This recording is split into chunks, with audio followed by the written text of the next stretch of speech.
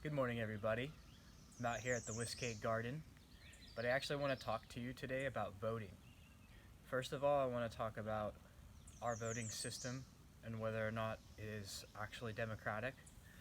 But I also want to talk about I want to use that system to rank the presidential candidates for 2020 in the Democratic Party. So, this is a perfect example of what is wrong with one person, one vote. So we have 20 candidates. Some of them have some really good ideas, some of them I disapprove of, but how do I express that in my vote when I can only choose one person? And some of the people are so close, it's really hard to tell. It's really hard to truly communicate your values with the way that we currently vote. Now, there's a group called the Independent Voter Network.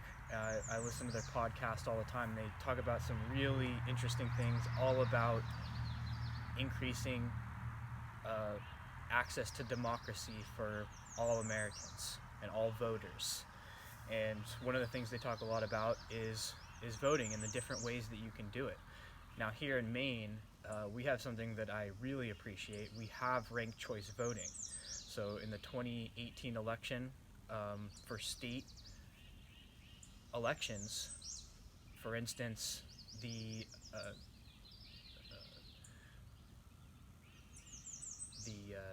state representatives and also the governor, we got to use this method of voting. So all the candidates that were listed, you rank them 1, 2, 3, 4, all the way down. And you don't have to rank a person. If they're on the list and you totally disapprove of them, then you just don't even rank them at all. And the way it then goes is when they're processing the votes, they tally up all of the votes, and then say there's 8 candidates, the person who gets the least amount of ranks is dropped off the list, and then they recalculate, and they go through that process again until there's just one person left. Now, some people have a problem with that, and they are concerned that one person is actually getting more than one vote, but I don't believe that to be true at all. There's other ways to do this. Another simple way to do it is approval, disapproval voting. Well, one way is just you either approve of them or you don't. There's one box. It's approve. So you circle in that box if you approve of the candidate. You don't circle it in if you disapprove. Another one is you have an approve button and a disapprove button, and you can choose to either approve, no comment, or disapprove of a candidate. So see, these are a couple of ways that are far more democratic, where you can really communicate how you feel about a candidate and judge them on a more nuanced scale. And I think that's what democracy is all about. I want that so bad, and it's really a shame. I mean, the Democratic primary is coming up. It's just, if you look at it that way, compared to other methods of voting, the way that we have it is such a joke. It's hardly worth it. It's hardly worth it. So there's another way of voting, and so if I have to pick one candidate, I have to go through some process, and there's so many candidates. So how do I do this? Well, one way that I kind of came up with myself is you can get very calculated with it and algorithmic by entering in a bunch of factors that you want and weighting those, and then giving a number associated with that weight to the candidates, and you can make it out of 100, say. So far I haven't, with the presidential candidates, gone through too calculated a measure, but just from my general impression of how I feel about where they are on the policies, I have a ranking for them at the moment. I have power rankings. So, but I'm doing it this way. it's a scale of negative 100 to 100, and the 0 is the approval marking. If I approve of a candidate, they get a number 0 to 100, and 100 is like the perfect candidate. On the other end of it, I disapprove of these candidates, but there's degrees of that. It's not just approval and disapproval. I have degrees of approval and disapproval.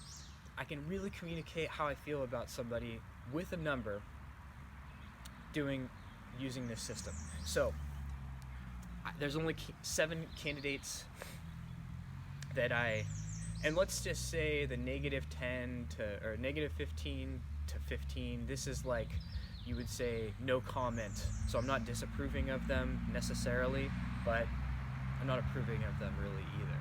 So there's only 7 of these candidates at this time that I would not disapprove of. So I'm only going to mention those, and I'm going to rank them. So going from number 7, it's Kamala Harris, and I would give her like a -10. And the only reason I even bother with her, given her record on criminal justice, which I disapprove of, and the fact that she's inevitably going to be, I mean, look at where she's getting her donor money from. She's all in with pharmaceutical companies and the defense industries, which I hate to see that. So she hardly makes it. The only reason she's cracking this list is because she probably is a force to be reckoned with, and some people that I respect really respect her, so I'll give her the benefit of the doubt there. Number 6, Pete Buttigieg. He seems like a reasonable guy. I think he's also another serious candidate, given the buzz that he's been getting. Yes, he's an intelligent guy. If I have to hear, "Is that how I say your name?" one more time in the media, I'm going to blow my brains out. But besides that, he's reasonable, it seems. But then again, here's the problem. And his ranking, I would give him like a 1, barely making an approval rating from my standpoint. And the reason is, I don't even know what he stands for. He never talks about policy, and I don't know if they make these. And I'm really looking for, like, what do you represent, man? And all I see are these puff pieces about him on Huffington Post, on what did I just watch? Morning Joe interview that he had the other day. It was such a ridiculous, childish interview that they did with him. It's like, dude, we're looking for a presidential candidate here. Ask him some real questions. So I just don't know. Number 5 is Beto O'Rourke, which I'd rank him about 15 to 20. And I just haven't been impressed with him on the campaign. The biggest redeeming factor with Beto is that I respect how, when going against Ted Cruz in Texas for the 2018 elections, he did not take any corporate PAC money. And campaign finance is another issue around democracy that I think is hugely important. Right now, we have legalized bribery in this country, and even in such a high-profile race where Ted Cruz, you can look at votesmart.com for any information about these statistics on where candidates are getting their money from. Votesmart.com, you can check that out and see where Ted Cruz got his money. And Beto O'Rourke took a stance and said, "I'm not taking any corporate PAC money," and he almost won in Texas against one of the most popular Republican congressmen in the United States. So I'm impressed by that, but he seems just a little goofy on the campaign trail, in my opinion. Now you're going to see a big leap here. Number 4, Andrew Yang. He gets about a 65 from me. And he's talking all about universal basic income. I think he has some insights on the future of where our economy is going that no other candidate has.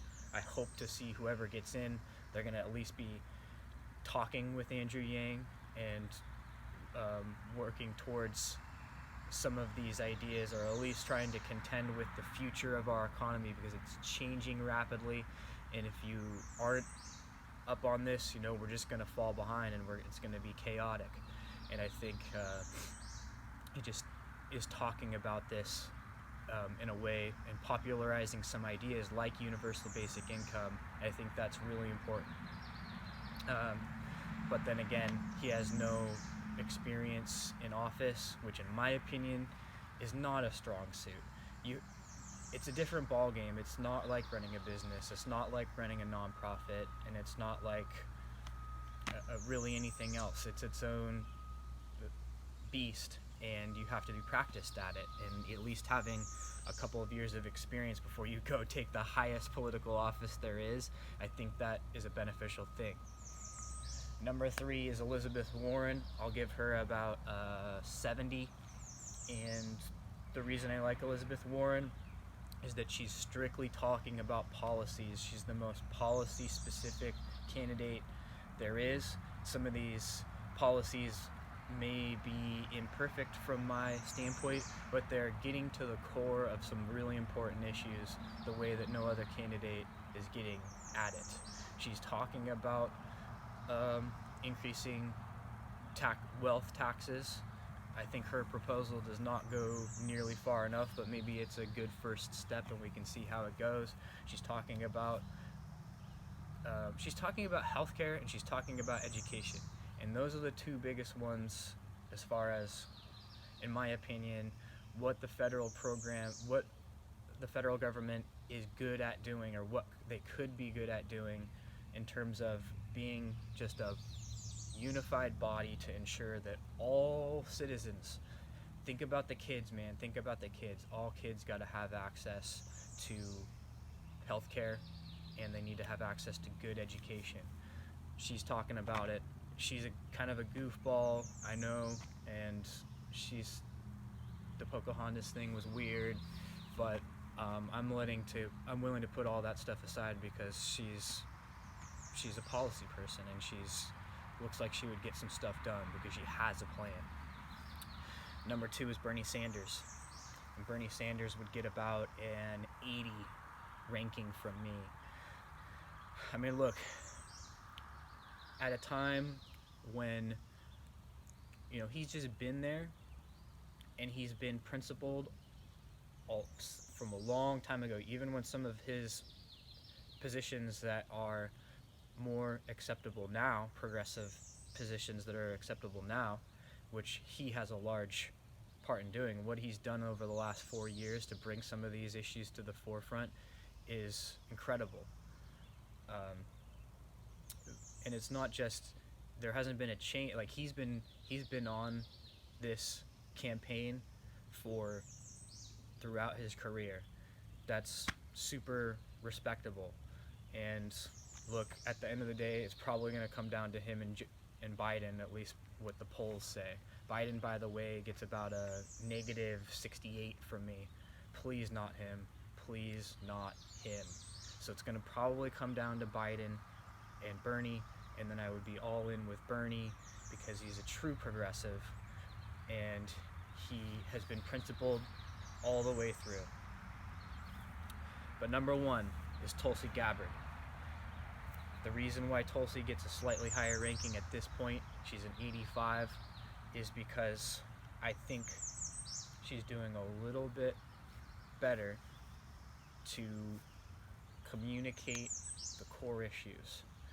And her biggest thing is to end the regime change wars, to turn the page of American hegemony and become a country that conducts itself in a truly honorable and reasonable fashion around the world, and is truly an agent and a supporter of autonomy of other countries, and isn't sowing discord and poking people and provoking people militarily like we have throughout the last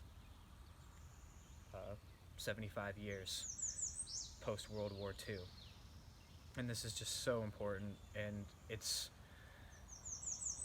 if nothing else, if this comes to the forefront of our discussions, I think I'll be so happy. I'll be so happy to have this, because one of the biggest sources of anxiety, honestly, in my life is to know that every day when I'm paying taxes, which I pay very little in taxes, but I still have blood on my hands. I have Yemenis blood on my hands. I might soon have Venezuelan blood on my hands.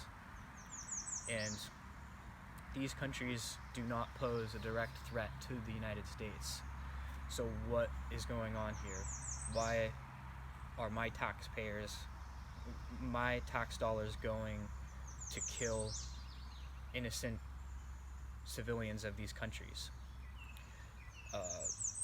This really, like, I feel like I could cry right now, because it's so frustrating, and it seems like there's no way out. Foreign affairs media, it's a pretty respected media group, and I just commented on an article that they posted last night saying,